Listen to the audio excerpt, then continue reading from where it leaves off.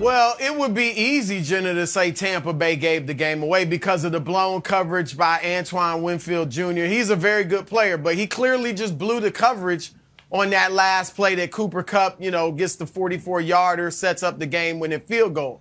But that said, I'm going to say that the Rams won this game, that Tampa Bay didn't lose it. The Rams won it because the Rams were clearly the better team all day. And you guys know, in the preseason, I picked Tampa Bay to get to the Super Bowl. I picked them before this game to win it.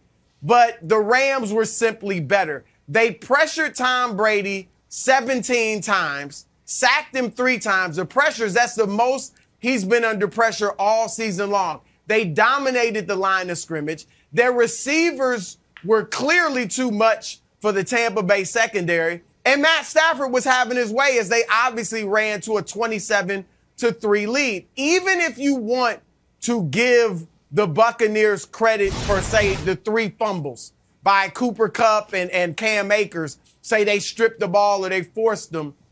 But there were other botched plays by the Rams where they were clearly giving the game away. The only reason Tampa Bay was in it, it wasn't because they buckled down and turned the tables. It was more so because the Rams committed all these mistakes.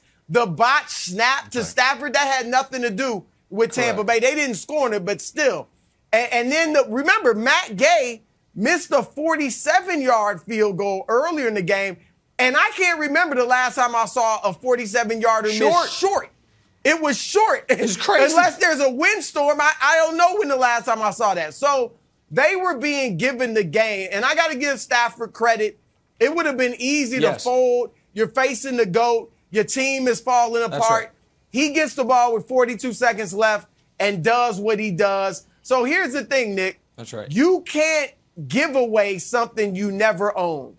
And Tampa Bay never owned that game. They were trying to steal it. That's good. And if they had won, they would have stolen that game. But they never owned it. So, no, they didn't give it away.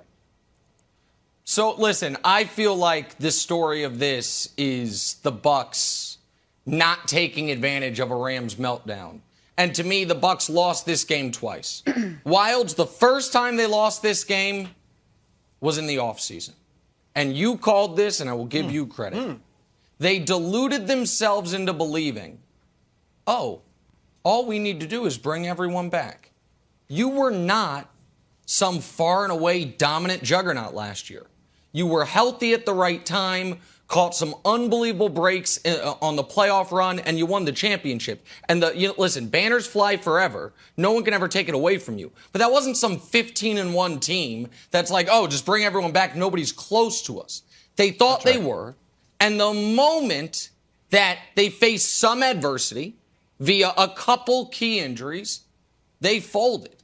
But the other reason that I think this is on the Bucs is the Rams were actively trying to lose this game.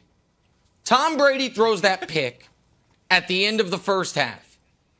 The Rams, between that moment and the Cooper Kupp play, you have over 31 minutes of football in game time. The Rams lost 4 fumbles, had 2 3-and-outs, had 1 5-and-out, and 1 touchdown on a 28-yard field, on a short field. The Rams were doing everything they could to lose that game, and they still won.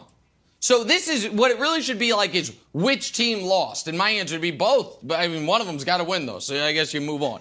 But like the one place I will give massive credit is Stafford. Because none of those fumbles were on him. I don't consider this bad snap on him at all. He didn't throw any picks, which was his bugaboo at the end of the year. And he went on the road in the playoffs and played great and made the best throw of his life. Last point, Wilds. Chiefs Revenge Tour continues, buddy. Antoine Winfield. Okay. Remember the deuces? Remember them? Do you remember those deuces, Antoine Winfield? Oh, revenge is a dish best served cold. Why didn't you chuck up the deuces, Cooper Kupp? Chuck them up at him. Stand over him. Antoine Winfield Jr. Didn't do it. Oh, buddy. Here's the thing. We talked about it Friday, and everyone went after old Kevin Wilde, said, Wilde, you're turning on Tom Brady. I said, I'm not. I said, if Von Miller and Aaron Donald can make Tom Brady feel uncomfortable, the Rams will win this game. And what happened? Well, Dusty pulled up the stat, and it's exactly what he predicted. 9 tackles combined, 2 sacks, 16 pressures. That moves Tom Brady's record when he is sacked 3 or more times, ta-da, to 4 and 7. Nick, we talked about this all last week. Once Tristan Wirfs was limping out off of the field during the Eagles game, I said, that's it. Tampa Bay spent a ton of money and a ton of draft picks to get Tristan, or not a ton, but they got Tristan Wirfs. They knew that protecting Brady was paramount to their success. Once you hit Tom Brady, the poor guy got a bloody lip, that he is fallible like everybody else. So, Broussard, the question moves here. Do you think this is Tom Brady's last game? I do not. Listening to his post-game press conference and comparing it to how he left New England, there was a certain certainty. Once he was at Gillette, he said, you know what, we're going to see how it goes. But you knew he was leaving. This one, after listening to him, although I think it would be okay to leave, I think he's coming back. Do you think he's coming back, or we have seen the last of good old Tom Brady? I think he wants to come back. But, Tampa Bay, what are they going to look like next year? What type of team are they going to have? They may lose some guys. So I think he's going to take his time, sit back and see what they do. Obviously work with them to try to get some top players in there. If they don't have a team that he thinks can win the Super Bowl, I think that could impact his decision, because obviously that's all he's playing for at this point. But I do believe whilst he wants to come back, we saw his tweet. I don't know if we have it. His tweet after the game, but he had a hashtag keep going. So it sounded from the tweet, there it is, now we look back on an incredible season, learn our lessons, and get up because even greater things are coming. The Brady brand, TB12, what greater things are coming? I think he's talking about on the football field. Crypto. So yeah, he wants to come back. And there was a quote that they posted from Brady during the broadcast where he said, you'd like to go out with a Super Bowl win.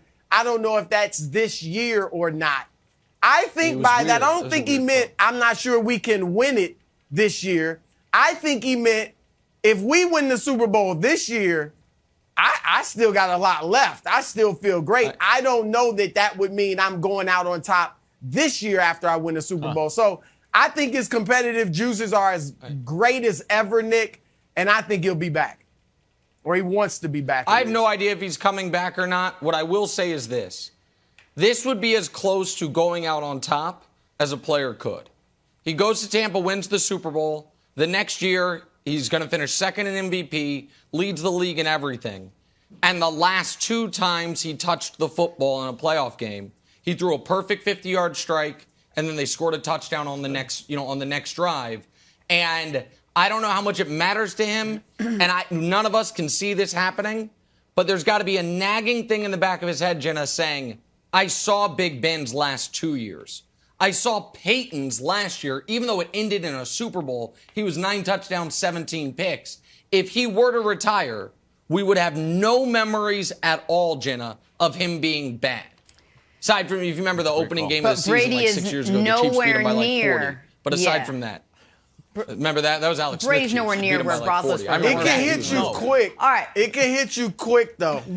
Thanks for watching. Subscribe here to get the latest from the show. Also, be sure to check out more of the best clips from First Things First, or go watch a few segments from our other shows on FS1.